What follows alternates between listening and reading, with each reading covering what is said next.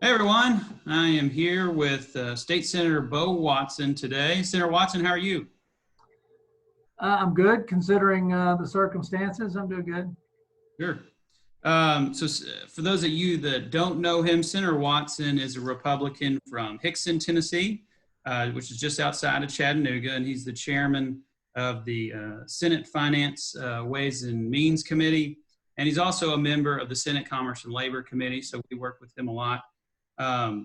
Senator Watson, just wanted to start off first with ask, how you've been spending your time since the legislature recessed, both in your, career in healthcare and in your career, in your duties as a legislator.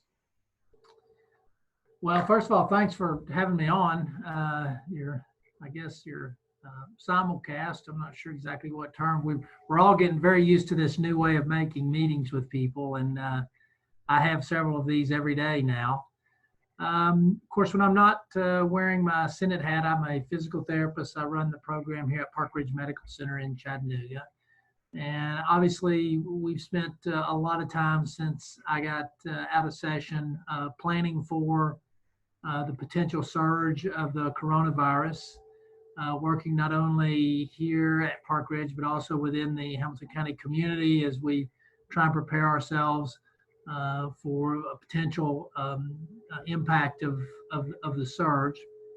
Also been, in my Senate district, encouraging people to stay at home. On the healthcare side of things, stay at home, keep your hands clean, stay away from sick people, if you don't get in crowds, all the things that we're all being advised to do to try and prevent the spread of the coronavirus. From a legislative perspective, I've been trying to keep up with what the governor and his team have been doing. Obviously, we are working very closely with the administration in terms of how we execute our strategy of stay at home and stay safe, and then how do we start to reintroduce business back into the economy. That's going to be a challenge. The governor has issued, I think, now about 25 different executive orders around the virus. And so there's a number of things that have been wound up, and that means there'll be a number of things to unwind when we go back into session or during the course of the year. I think people have probably been surprised at the magnitude of the economic impact. Just today, 16 million Americans unemployed, 1 out of 10 of Americans not working. Just today, Volkswagen in my Senate district announced the furloughing of 1,600 employees for 4 weeks.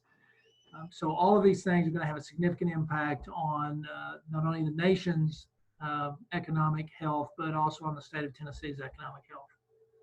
So I've been trying to keep up with all those kind of actions, as well as the flow of federal dollars with the $2.2 trillion CARES package that was passed by the U.S. Congress.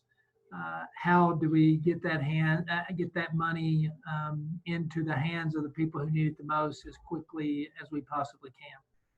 Sure. And thanks again for being with us today. I think when we first started asking my question, you could hear my 1-year-old in the background. So it's that's good. Well, that's that's all right.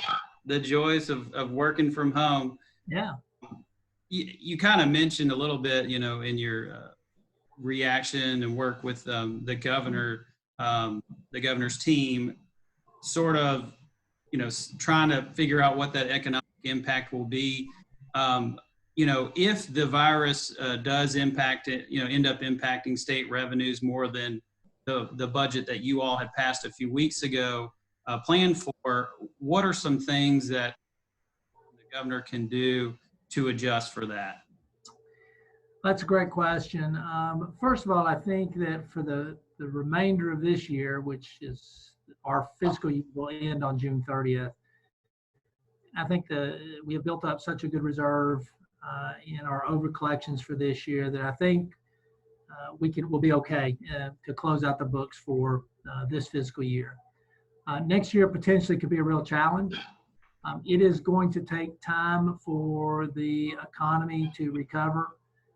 Some things in the economy are never going to be the same again. How we do business is never going to be the same again.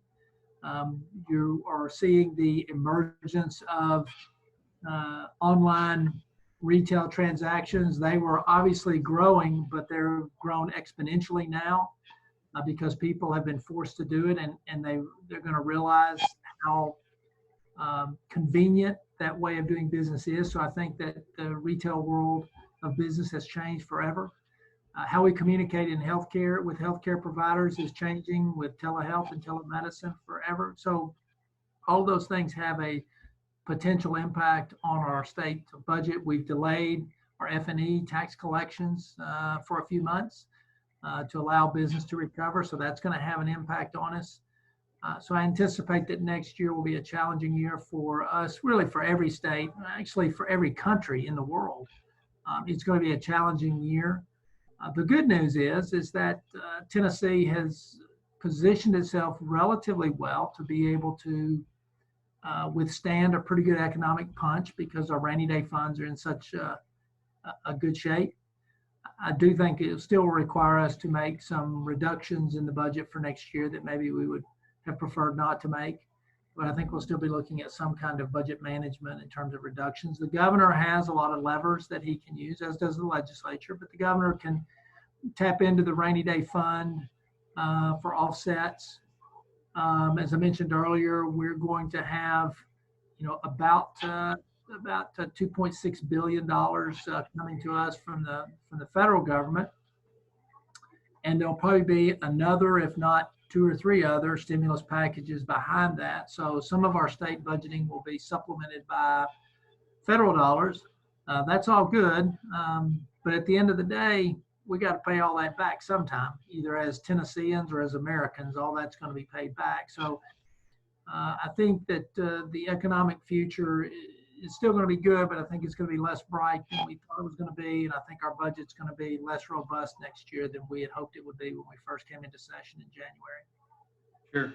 So shifting to session here for just a minute, as legislative leadership started to realize the impact of this coronavirus, they met and sort of quickly passed a budget and a few essential bills a few weeks ago, and then are currently scheduled to return on June 1. They only, you all recessed a few weeks ago.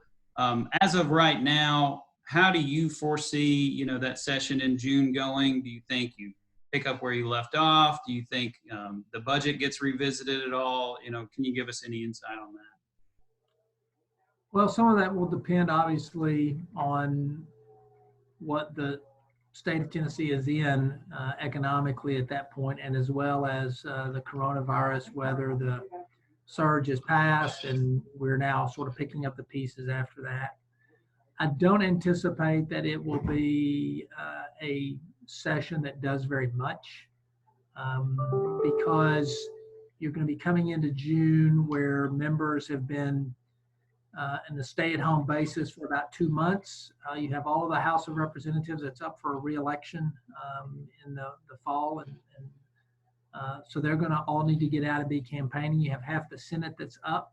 So I think that members are going to come in and want to just take a quick look and take a pulse of the state's economic position and be sure our funding is adequate. And then I think they'll want to probably get out of town.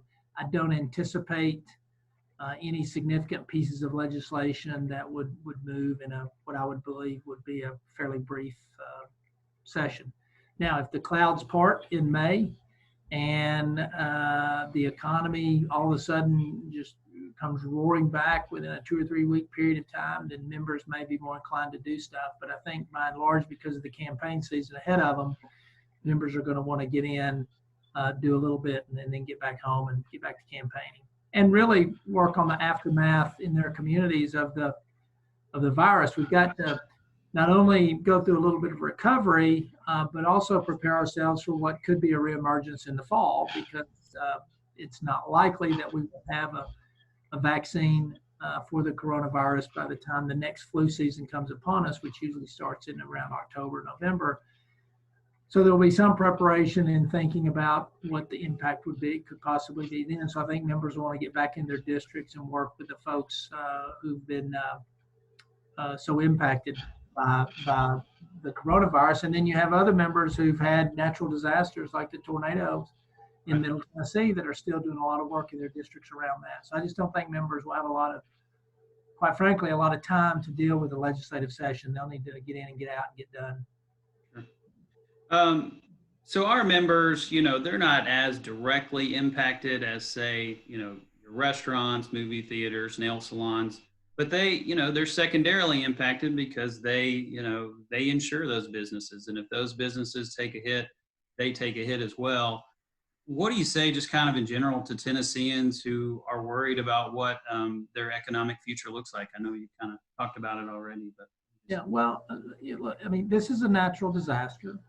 It's a pandemic, but it's a natural disaster. And we have in this country and in this state crawled out from under a lot of natural disasters. So I have no doubt that we will do that. One of the keys to this disaster that I think people should be positive about is that this economic challenge is not due to anything fundamental in our economic system. This is a health natural disaster that we are dealing with. And so because of the fundamentals of our economy are really still very good, then I think we'll have a recovery. Now, it won't be immediate because, like I said, some behaviors will have changed as a result of the coronavirus outbreak. And how our economy shifts and behaves according to those changes will take some time to figure out.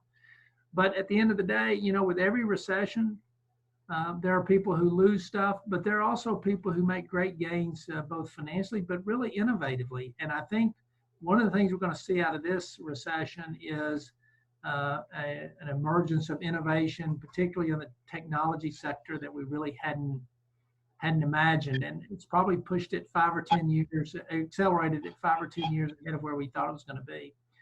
To your members, it's important that they keep the pulse on their community just as we do, because we're going to have a lot of Tennesseans in great need over the next several months, and we're all going to have to be part of helping each other out. All right. Well, thank you so much, Chairman, for your time today, and we'll see you on the other side of this. Thank you so much. Yeah, you will. Yeah, stay safe, keep your distance, keep your hands clean. Thank you.